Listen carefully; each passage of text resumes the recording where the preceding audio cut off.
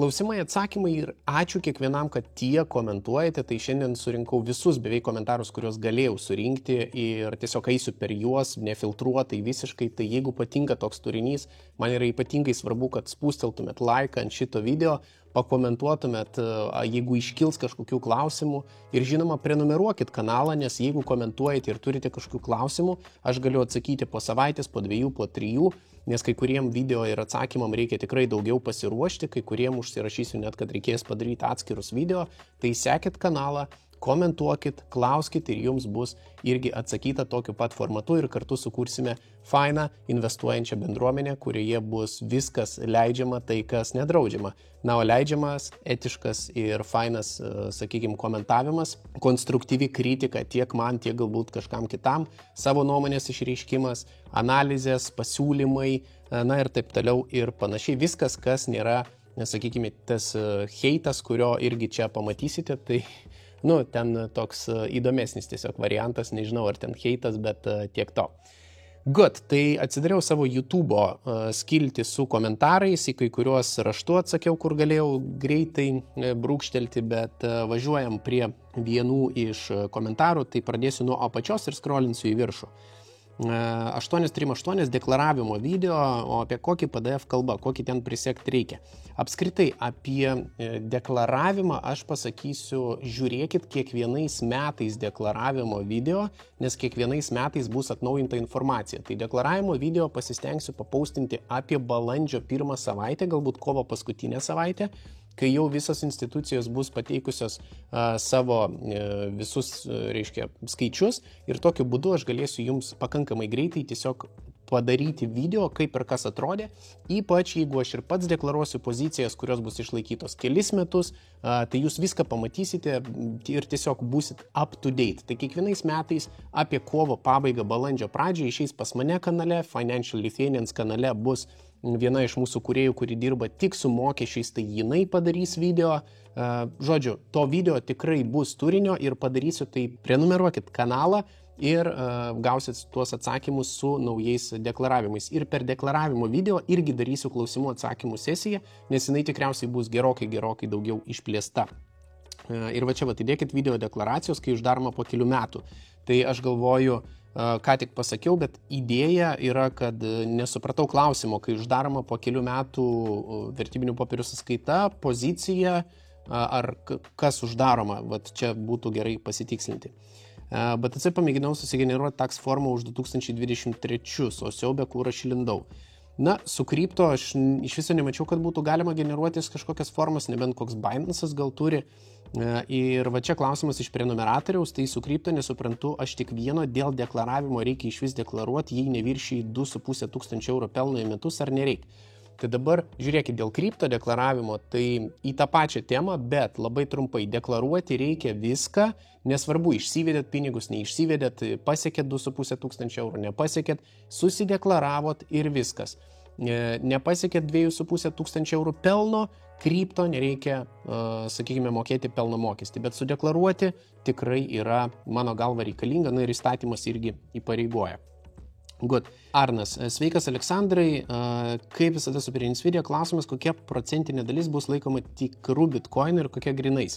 Ar nebus taip, kad tiek bitkoino nebus, kad galėtų supirkti, ypač kad ne vienas ETF paleistas ir nuolat didės grinųjų dalis. Tai čia apie bitkoino ETF-ą. Tai tiem, kas nežiūrėjo, bitkoino ETF dalis pinigų yra užtikrinama grinais, dalis pinigų yra užtikrinama pačiu bitkoinu. Tai dabar jie privalo užtikrinti didžiąją dalį bitkoino.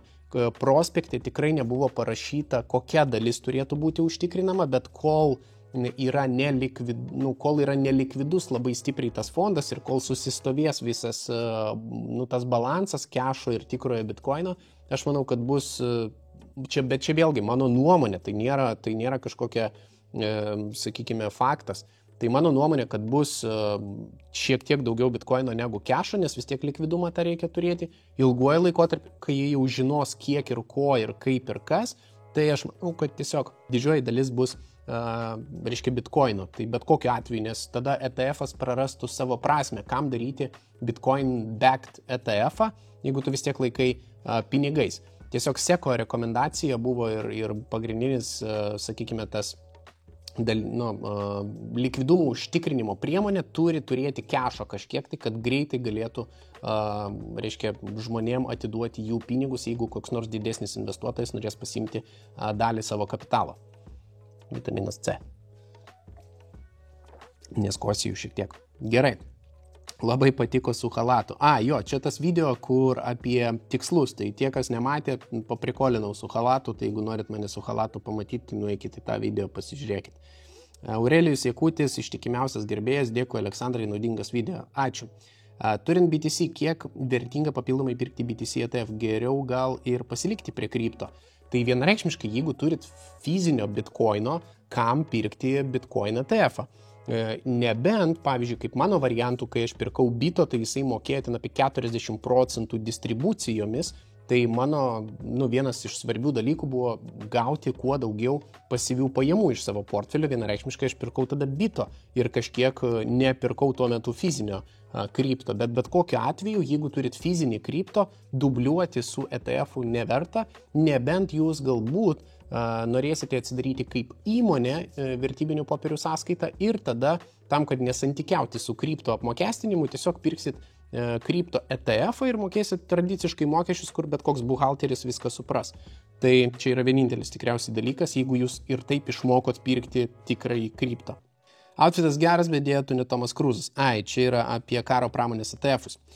Klausimas, kadangi šitie ETF yra tokie sąlyginai mažai diversifikuoti, to pozicija sudaro ženklą dalį viso turinio, ar nebūtų realiai tas pats individualiai susipirkti tas pačias kompanijas, kurios eina į didžiausią dalį. Tai dabar žiūrėkit, ETF-ai nuolat keičia, sakykime, savo struktūrą, savo dalį portfelyje tam tikrų dalykų. Aš ką tik padariau video apie S&P 500, reiškia, kaip top 10 pozicijų S&P 500 pasikeitė per 20 metų, kiek kas davė rezultatų ir kiek šiai dienai yra iš tų top 10 versus dabartinės top 10. Tai realiai, pasižiūrėkit tą video, jį rasite štai čia ir manau, kad bus atsakyta labai išsamei konkrečiai į šitą klausimą. Atsakymas ar verta, tai ne, bet pažiūrėkit video, kodėl, kas ir kaip. Puikiai apžvalga kaip visuomet. Ačiū. Važiuojam. Toliau, bandau atsidaryti sąskaitą per jūsų nuorodą, bet rašo, kad jau esu prisiregistravęs. Kažkada kažką vedžiau, bet jokių sąskaitų neatidarinėjau. Kaip panaikinti paskyrą ir norėčiau gauti tą nemokamą akciją. Tai dabar, Benai, jeigu tu jau buvai atsidaręs, kažkada pradėjai kažką atsidarinėti, tai akcijos tu negausi, kad ir kaip ten bebūtų. Jau, nebent, jeigu ne per mano nuorodą, ne per kolegų nuorodą ar per draugo nuorodą kažkokią. Jeigu pats bandai registruotis, tai dėja yra kaip yra, negausi kaip uždaryti, sakykime, ir atsidaryti per naują, tai tau vis tiek reikės įsiloginti. Tai įsiloginti galima dviem būdais, galima su telefono numeriu, galima su e-mailu, tai pasitikrink su kokiu e-mailu galbūt tu registravaisi, arba jeigu tavo telefono numeris nesikeitė per tą laiką, tai viskas turėtų būti ok ir su telefono numeriu pas tave turėtų išsispręsti šitą problemą. Ir tada užėjus į tą patį Freedom 24, va čia prie Member Area, mes turėtume užeiti ir šitoje vietoje turėtų būti Close Account. Security Close Account. Tai štai šitoje vietoje galima paspausti mygtuką, uždaryti akauntą ir atidaryti po to naują. Nežinau, kaip ten bus su problemomis po to susijusiamis dėl to pačio elektroninio pašto adreso, kiek reikia pralaukti laiko, bet kokiu atveju štai šitoje vietoje prie Close Account reikėtų šitą dalyką uždaryti, jeigu yra noro. Uždarimas nieko nekainuoja papildomai, tai šitoje vietoje tiesiog valio ir važiuojam toliau prie komentarų. Tai dabar sveiki, ir ar akcijų pardavimas toks pats paprastas kaip pirkimas, kokie niuansai? Akcijų pardavimas yra lygiai toks pat paprastas kaip ir pirkimas, tik tai užėjus štai šitoje vietoje į savo reiškia terminalą, tai vietoje pirkimo, štai šitoje vietoje pirkimo, štai čia atsiranda raudonas mygtukas pardavimas, kai jūs paspaudžiat štai šitoje vietoje. Atidaryti negaliu, nes filmuoju su savo aparatu. Tai šitoje vietoje tiesiog vietoj buy paspaudžiat sell ir viskas, ir už kokią kainą. Tai tas yra tikrai labai paprasta. Tai ačiū už komentarą. Bet kaip suprantu, vis vien labiau apsimoka keisti valiutą didesnėms sumom iškart, o ne po 100 eurų. Kaip visą tai mokesčiuose parodyti visus tos konvertavimus USD ir atgal į eurą. Tai visi šitie mokesčiai nuguls į metinę ataskaitą, sekit kanalą, prenumeruokit, matau, kad neprenumeruoji, nebent nerodo kažkodėl, tai šitoje vietoje tiesiog prenumeruok kanalą ir gausi atsakymus į tą klausimą su deklaravimo video. Freedom 24 užsidaryti sąskaitą taip pat paprasta kaip ir atsidaryti, ar yra uždarimo mokestis ar kitos išlaidos. Tai jau atsakiau šitoje dalyje, kur to ieškoti, ne uždarimas yra nemokamas. Ar galiu Freedom'ui susikurti portfeliuką, tarkim 3K ir kokiem 5 metam pamiršti, reikės periodiškai investuoti? Ačiū. Nu tai čia nuo tavęs priklauso, jeigu tu nori periodiškai investuoti, investuoji periodiškai, jeigu nori įdėjai 3000 į kokį ten, kaip pavyzdys, SCHD ETF-ą. Vėlgi pabrėžiu, kad viskas, ką kalbu, nėra investavimo rekomendacijos, tai yra tiesiog nuomonė, tai ar galima, tai taip galima, nusipirkai kažkokių akcijų arba ETF arba portfelį pasidarai ir pamiršai ir po 3 metų tik slaptažodžių nepamiršk su dviguba autentifikacija, nes po to gali būti reikalų, bet čia jau yra tavo kaip vartotojo atsakomybė. Tu 21 ir 22 metus maišai. Čia su karo pramonės ETF. Tikriausiai čia bus komentaras dėl šito kilimo. Tai jo, tikriausiai būsiu sumaišęs, bet nežinau, reikėtų tikrinti. Čia kai pradėjo kilti viskas prieš pat karą Ukrainoje, tai tikriausiai apie tą vietą kalbėjai. Tai jeigu ką, būtų labai gerai, kad jūs patikslintumėt, kurioje vietoje. Good, naudoju Authentication appsus Krakeno į BKR tada, kai darau pirkimus ar pardavimus, nes šiaip užtenka Face ID tik pasižiūrėjimui. Labai gerai. Apie tai, kaip susifeilino sekas su dviguba autentifikacija ir kaip nulaužė jų accountas, sekas tai yra Security Exchange Commission Amerikos, tai galite irgi pasižiūrėti štai šitame video, tai naudokit dvigubą autentifikavimą tikrai. Sveiki, Aleksandrai, kokį jūs turite legalų teisėtą sąsajų su Freedom 24, ten dirbate, jūs atstovaujate ar kitaip? Ačiū.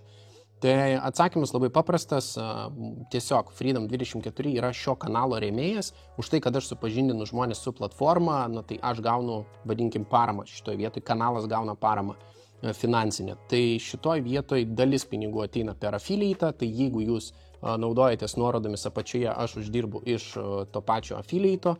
Jeigu jūs, žinoma, įnešate pinigų, papildote savo sąskaitą, jeigu ten tiesiog atsidarėte, tai aš nieko negaunu, tai vėlgi tai yra labai aiškus skaidrumas. Už tai, kad jūs ten prekiausite ir suprekiausite už 1 000 000 eurų, aš irgi pinigų jokių negaunu. Tai kitaip tariant, aš gaunu labai ribotai, kadangi esu jau dabar patapęs finansų influenceriu, kaip mane vadina. Tai jo, ir šitoje vietoje neturiu kažkokių ten darbo sutarčių ar dar kažko, ar atstovavimo kažkokio sutarčių, tai bus Lietuvoje atstovybė. 24 metais Freedomas pranešė, kad nori atsidaryti atstovybę Lietuvoje, tai atstovybė bus ir tiek žinių, aš esu tiesiog YouTuberis.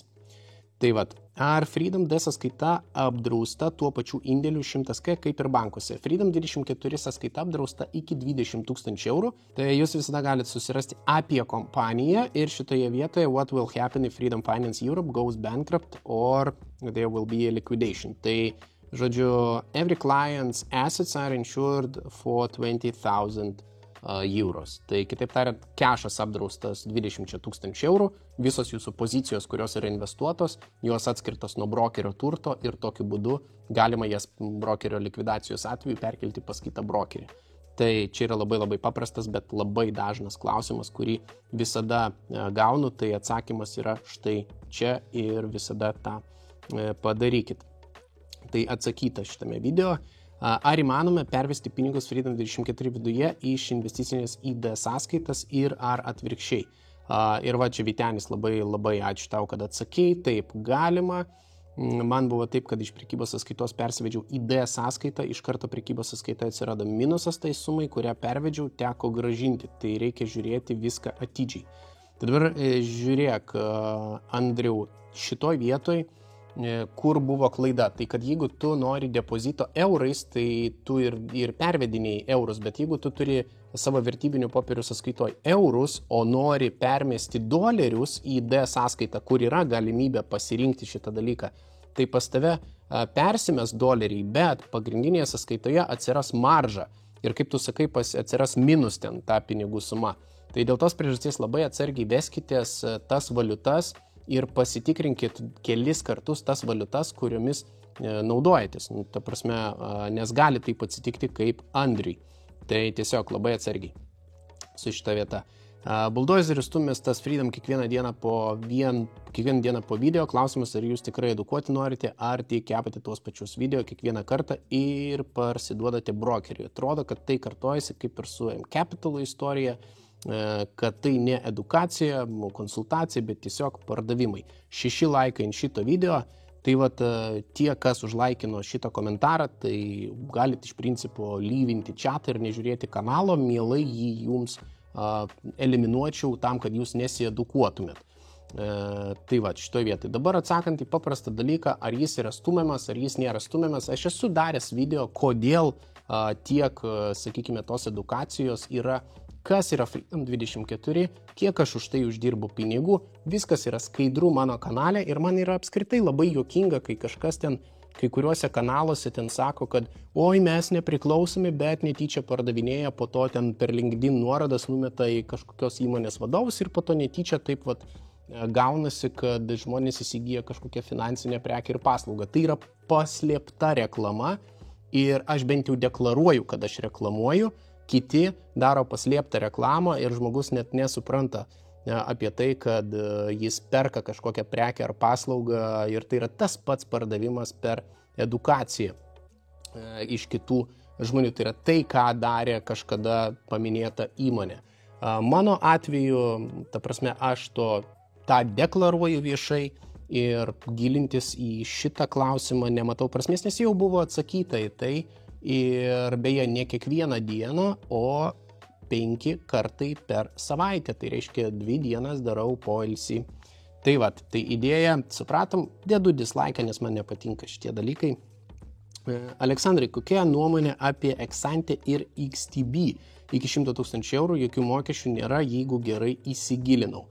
Tai dabar, Kšištofai, matau, kad neprenumeruoji, tai atsakysiu, tai šitoj vietoj aš šiek tiek pasigilinau, tai tas pats Exante, jeigu mes ateisim, tai ką jisai duoda, tai milijoną instrumentų, 50 plus marketų, 50 milijonų, čia yra Charter Capital, 13 metų jie jau egzistuoja, nepaisant to aš jų negirdėjau šitos bendrovės, bet dabar ateinam čia ir pasižiūrim, taip, Private Investors, taip, Open Account ir jo, galima kaip privatus investuotojas.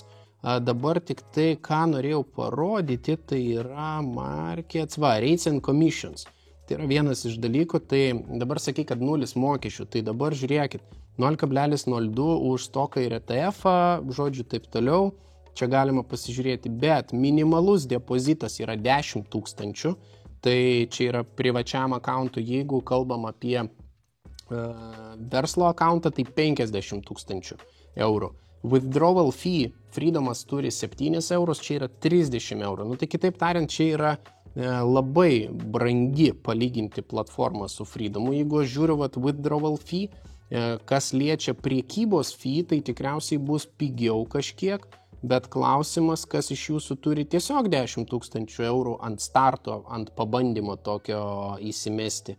Tai va čia yra reikalai. Na ir žodžiu, tai yra overnight ratesai, short positionas 12%, tai Freedomas turi 15%, inactivity fee will deduct a monthly inactivity fee of 50 euros from your account in case you performed your last trade more than 6 months ago. Tai kitaip tariant, jeigu jūs nusprendėt painvestuoti, tai šitoj vietoj po pusės metų, jeigu nedarėt jokios, ta prasme nieko, tai šitoj vietoj 50 eurų per mėnesį tiesiog nuo jūsų nusiskaitinės. Your balance is under 5,000 euro. Tai kitaip tariant, jeigu juos, ta prasme, jeigu mažiau pakrinta portfolio, įsivaizduokim, įnešam 10 štukų ir lieka mažiau negu 5,000, nes portfelis pakrito 50% ir mažiau. Tai iš jūsų dar ant švenčių pasiims po 50 eurų kiekvieną mielą mėnesį. Tai Net tiesą sakant, nelabai noriu gilintis, nes tai platforma, kuri nebus prieinama tūlam Lietuvos piliečiui ir mokesčiai, kaip matot, čia yra tikrai nekuklus. Tai jeigu kalbant apie Freedom 24 iš mokesčių pusės, tai yra viena pigiausių platformų šiai dienai. Ir pasižiūrėkit apie tuos planus ir aš keičiau savo Smart planą į kitą All Inclusive USD planą, tai yra praeitame antrame video, galite į čia pasižiūrėti klausimų atsakymų sesijos. Ir kodėl pakeičiau ir kokie ten mokesčiai, tai apie tai, kad čia nėra mokesčių, tai ne, čia yra mokesčiai ir jie yra labai nemaži. Toliau einant apie XTB, tai vėlgi ateinam čia ir spaudžiam Invest ir matom, kad visur yra CFDs. CFD, Contract for Difference, tai reiškia turtas jums nepriklauso. Ties šitą vietą norėčiau ir užbaigti platformos apžvalgą. Labai paprasta. Aš asmeniškai naudojuosi Freedom 24 savo dividendiniam portfeliui, IBKR'as pas mane yra akumuliuojančiam portfeliui, bet apskritai pradedančiajam investuotojui viena pigiausių platformų tikriausiai bus šiai dienai Freedomas ir jeigu ten labiau pažengęs investuotojas Interactive Brokers. Viskas. Nu, dabar tai yra dvi platformos, kurias šiai dienai aš asmeniškai naudoju. Viena dar yra, sakykime, tas pats Trade Republicas, bet šiaip jūs galite pasižiūrėti apskritai atskirą video apie tai, kokias platformas aš naudoju ir kodėl. Ir realiai nuoroda į video čia.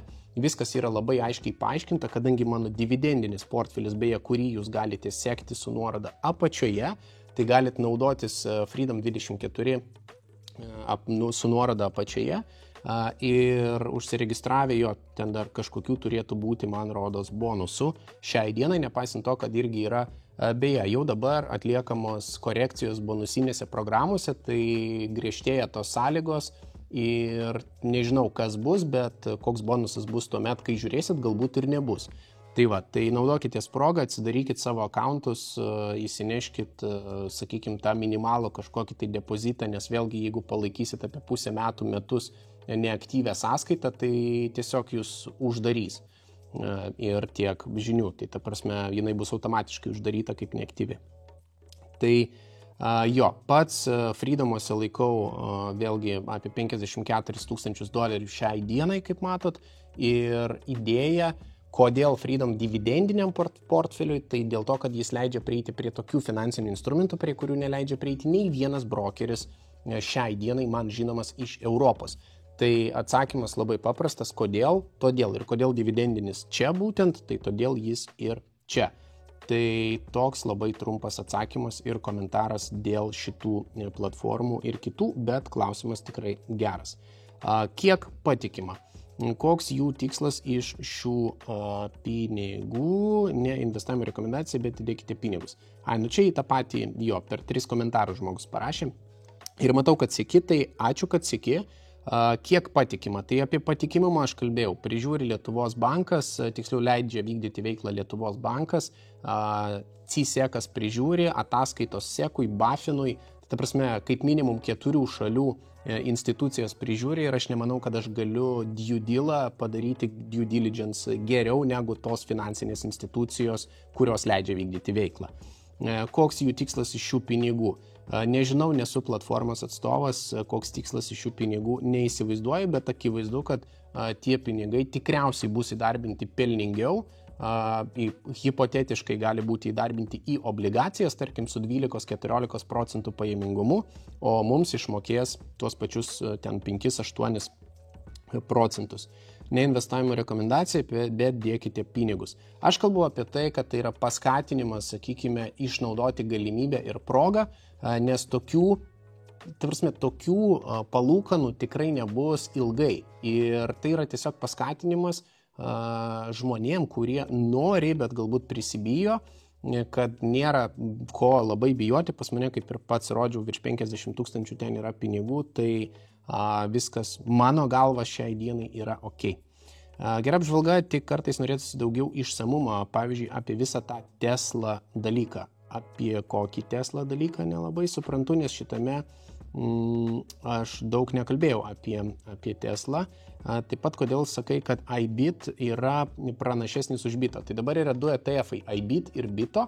iBit yra tas paremtas tikruoju bitcoinu, bito yra futures bitcoin ETF-as, tai viename yra tik tikrojo turto, kitame yra ateities sandoriai. Tai įsivaizduokit, kad vieną jūs perkate kaip CFD, o kitą jūs perkate kaip tikrąjį ETF-ą. Tik vienas duoda dividendus, kitas ne. Bet jeigu sudėsim kartu su visais dividendais ir su visom distribucijom, performances bus analogiškas. Tai mano klausimas, ką rinktumėtės. Aš nesakau, kad vienas yra pranašesnis už kitą, bet tiesiog pagalvokit, kurį labiau norėtumėte turėti. Ten, kur iš tikrųjų yra tikrojo bitcoino vertė, ar ten, kur yra ateities sandoriais fiksuojama vertė. Apie tai pagalvokit. Tai čia yra tas dalykas. Good, va, saliut, šitas komentaras geras, taip, čia irgi uždedam laikus. Good, stoteliai parama nuo sumos. Dabar apie elektromobilį, labai daug klausimų gavau apie elektromobilį. Stoteliai parama nuo sumos be PVM. Tai man atrodo su PVM reikėtų tikslintis, dabar nespėsiu prisijungti labai greitai ir pasižiūrėti. Turiu Yaris Cross, žiemą vartoja 5,4 benzą ir nekvaršinu galvos dėl pasikrovimo. 13 laikų. 13 žmonių vairuoja Toyota Yaris Cross, ta prasme. Ir Yaris ne automobilis, nėra ką lyginti nepalyginamus daiktus.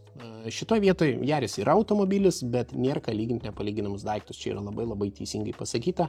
Dydis visai kitoks, automobilio komfortas važiavimo visiškai kitoks. Tai, ta prasme, lyginkim obuolius su obuoliais. Jeigu jau norit lyginti, tai lyginkit kokį tą patį Volkswagen Golfą kaip minimum, ta prasme. Bet šiaip ID pagal tai, kaip jisai važiuoja, tai tikrai ne su Yariu reikėtų lyginti. Teks gailėtis po laiko, bet bus vėlu. Čia apie tai, kad aš įsigijau elektromobilį. Taip, elektromobilis gali apsimokėti tik kaip antras automobilis, skirtas kasdieniam važinėjimui mieste, jeigu pravažiuojama iki 200 km. Visais kitais atvejais neapsimoka ir logiškai mas turėtų būti 2 auto. Taip, mano galva turėtų būti 2 automobiliai. Ir šitoje vietoje vienas iš jų gali būti elektromobilis ir labai faina su juo važinėtis. Ačiū.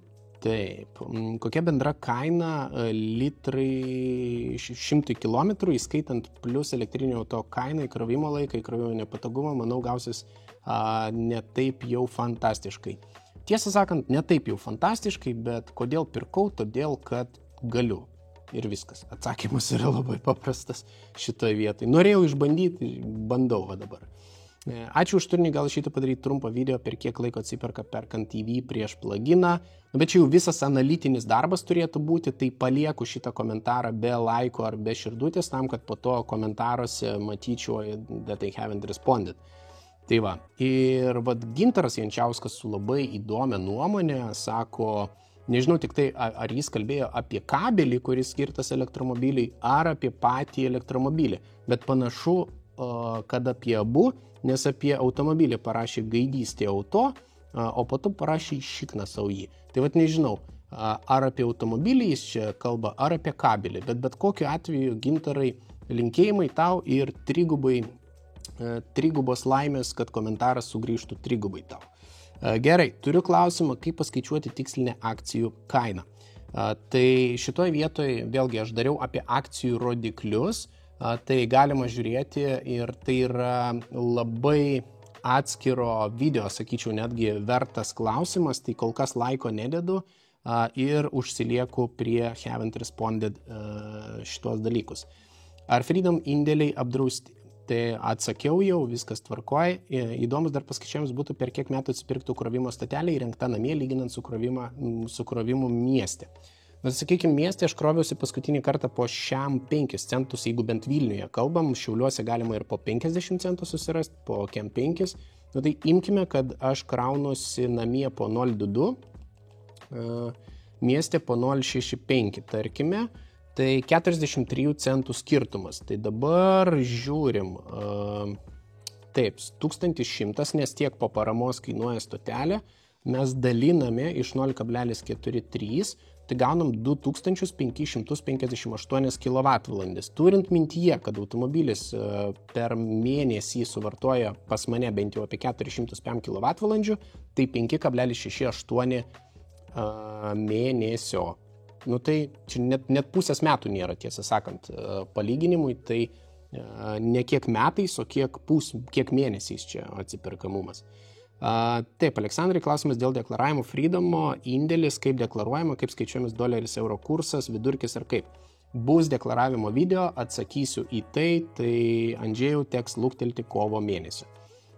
Ar per Freedomą galima prekiauti JAV įregistruotais ETF fondais? Taip, Freedom 24, beje, kaip ir minėjau nuorodą apačioj, jis vienintelė platforma, kuri šiai dienai leidžia prekiauti JAV įregistruotais ETF-ais. Kaip tas daroma, aš esu atsakinėjęs labai išsamei viename iš savo video, kur atsakau nefiltruotai, taip tas video ir vadinasi, tai ten pasižiūrėkit kaip ir kodėl ir ten tikrai labai išsamei apie tai atsakyta. Kaip perkelti akciją iš pagrindinio portfelio į papildomą? Akcijos tarp savo portfelių kilnoti neišeis, reikės parduoti ir nupirkti kitame, nebent norit susipildyti visą savo ten tą įsin dalykus. Ja, bet geriausia, tai ta prasme, per Frequently Asked Questions susirasti, tikrai ten turėtų būti, kaip perkelti visą instrukciją, tikrai puikiai prisimenu, bet šiaip aš dariau, kaip padovanoti akciją video, tai vėlgi galit čia pasižiūrėti, turėtų būti. Tai vėlgi užskaitau šitą klausimą, kaip atsakyta. Kodėl išperkamoji nuoma, o ne leasingas? 4 net laikai. Tai panašu, kad reikės daryti atskirą video apie tai, kodėl išperkamoji nuoma, o ne leasingas. Tai sekit kanalą, matau, sekit, tai tikrai gausi atsakymą. Dėkui už atsakymą, geras pastebėjimas dėl pozicijų perkelimo. Kitas klausimas, ar kada persikelti esamas pozicijas iš brokerio, pavyzdžiui, Freedom į banką. Tai čia aš atsakiau dėl šitos dalies anksčiau šitame video, tai apdrausti yra pinigai plus pozicijas galima bus perkelti. Ar galima persikelti esamas iš brokerio į banką? Taip, galima. Kaip tą padaryti, tai yra vėlgi instrukcija pas patį Freedomą ir jo, tai tiek žinių užskaitom ir dedam širdutę. Sveikas, ačiū už video. Klausimas, kadangi Inkičiant planas Martin Eur, vienai akcijai tenkantis komisinis mokestis 0,12, all inclusive yra 0,5 plus 0,12. Kaip šitą mokestį suprasti? O už pavedimą pirkimą buvo 2 eurai, dabar $20.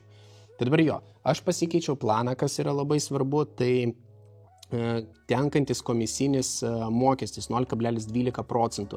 Tai skaičiuosis kas daugiau, ar 0,12% ar 0,5% plus 0,12. Bet tikslumo dėliai nueikim tada į mūsų planus. Tai va, tai dabar ateinam. Čia yra 0,02 per šierą plus 2 eurai. Šitoj vietoj 0,5% plus 0,012 dolerio ir 1,2 už orderį. Tai kitaip tariant, kiekvienas orderis kainuoja 1,2 dolerio, plus kainuoja 0,5% nuo operacijos sumos, tai reiškia nuo $1000 kainuos 5 reiškia dolerius ir 0,012 už vieną fondo arba akcijos vienetą. Tai jeigu 100 vienetų, tai dar bus €20.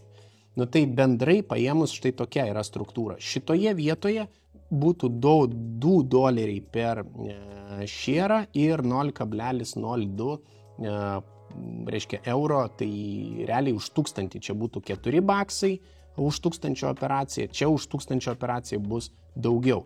Bet perkant mažesnėm sumom bus mažiau. Ir plus šitoje vietoje mes turime 15% margin lendingą, o čia 18% margin lendingą. Tai tiesiog turėkit minty, kad jeigu didelės labai sumos, tai all inclusive in USD gali būti ir brangesnis. Jeigu minimalios 100-200 eurų, šitas variantas jums tikrai bus pigesnis negu šitas. Tai tikiuosi atsakiau į klausimą ir važiuojam toliau. Tadam. Taip, dėkui Aleksandrai, ačiū tau. O kiek laiko krovėt stotelėse kelionė į Šiaulius? Tai 37 minutės papildomai, 2 kartai. Vieną kartą apie 17 minučių, kitą kartą apie 20 minučių kažkas tokio kroviausi. Tai jo, bendrai paėmus 37 minutės šitoje vietoje. Taip, ačiū už atsakymus. Dar kilo klausimas su deklaracijomis apie kokį PDF. Tai jo, aš atsakiau dabar tau, tai vėlgi pasek, prašau, ateinančius video tikrai išeis apie deklaravimą neužilgo.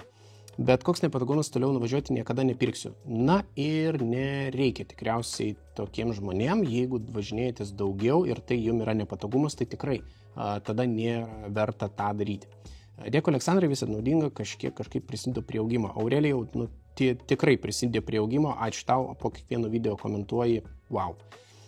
Viskas gal ir taip išskyrus teiginio apie likutinę vertę ID4 ir ID5 Amerikoje per metus nuvertėjo kosminiai. Biški patirštinant spalvas gali tekti, kad už ID3 po 3 metų dar teks primokėti, kad kas paimtų, nes šiai dienai tai minimum 3-5 metais atsiliekantis auto. We will see, kažkas palaikino, aš irgi palaikinsiu, nežinau, testuojamės, žiūrimės, o kaip bus, sekit kanalą ir parodysiu, kas nutiks su jo pardavimu, nes automobilius dažniausiai keičiu kas 2-3 metus, kartais ir kas metus. Sveikas, Aleksandrai, klausimas dėl planų Freedomai deklaruoti, papildomų problemų nebus, nes dalį metų Smart in Eur ir dalį metų All Inclusive. Nebus, nes kai reikės, tai tiesiog ataskaitą išsitrauksim eurais ir bus labai paprasta. Mums iš algos gyvenantiems elektromobiliai neaktualūs visiškai, nes mums neužtektų vieno gyvenimo tokiai kosminiai sumai užsidirbti, kiek jie kainuoja. Čia milijonierių žaisliukai. Na, kas turi tokią krūvą pinigų elektromobilį nusipirkti, tai tam tikrai nusišvilpt, kiek ten kainuoja jo suvartojama elektros energija. Tai dabar, čia dabar sulauksiu tikriausiai heito dėl šito komentaro, bet pakomentuosiu. O ką tu šiandien padarei, kad tu uždirbtum daugiau pinigų? Vat, kad tu priartėtum prie tų, kaip tu sakai, milijonierių. Ką tu šiandien padarėjai, apart to, kad parašai šitą komentarą? Vat papildomo, apart to, kad nuėjai į darbą ir papildomai galbūt kažką. Nežinau, dabar sakysit vaikai, šeima, gerai, ką, 1 valandą per dieną, ką padarai papildomą, kad gyventum geriau? Tai čia yra pirmas klausimas. Antras klausimas, man yra labai faina, kai mane vadina milijonierium, bet nesu milijonierius. Aš dar nesu milijonierius. Esu pakeliui, bet nesu milijonierius. Tai šitoje vietoje, jeigu 30 000 ar ten 36 000 eurų tau yra kosminiai nepasiekiami pinigai, mano galva tikrai vertėtų pagalvoti, ką gyvenime darai ne taip, tikėtina. Nes mano galva 30 000 nėra kosminiai pinigai, nes jeigu 30 štukų jau prilyginama milijonieriam, tai 30 000 mano galva tai yra kai kurių žmonių finansinis rezervas. Tai yra normalios šeimos uždirbančios 5-6 tūkstančius per šeimą, normali finansinė pagalbė. Tai labai priklauso nuo to, ką tu veiki gyvenime, kaip tu darai ir šitoj vietoj tikėtina sulauksiu heito, kaip ir sakiau, bet tai yra mano asmeninė nuomonė. Ir jeigu tu nori uždirbti daugiau, jeigu tu nori siekti daugiau, sek šitą kanalą, stebėk, edukuokis kaip žmonės, kurie pradeda kažką daryti ir pradeda nuo 10 eurų, 20 eurų galbūt, 50 eurų per mėnesį, po truputį susigeneruoja savo tą kapitalą, kapitaliuką pradžiai, po to kapitalą ir viskas važiuoja. Tai visi stengiasi, visi nori gyventi geriau, klausimas, ką tu šiandien padarai tam, kad gyventum rytoj geriau. Jei namie yra kur pakrauti auto, važinėti tik po miestą, gal ir verta, bet ir dar klausimas važinėjant didelius atstumus ne už ką, nekalbant jau apie žiemą. Tai jo, tiesą sakant, šitoje vietoje tik po miestą verta, užmiestyje, vasarą valio, žiemą sunku. Ačiū Aurelijau, neįtikėtina. O kaip su Solana man pasisekė, pirkau 200 Solanas po 9 eurus, pardaviau po 100 prieš ar po kalėdų, dabar nepamenu. Dabar jais spekuliuojant šausi viršų Ripple. Blemba, sveikinu tave, neskaičiuosim svetimų pinigų, bet tai tikrai turėjo būti nemaži skaičiukai, nes 200 Solanas po 100 baksų yra 20k.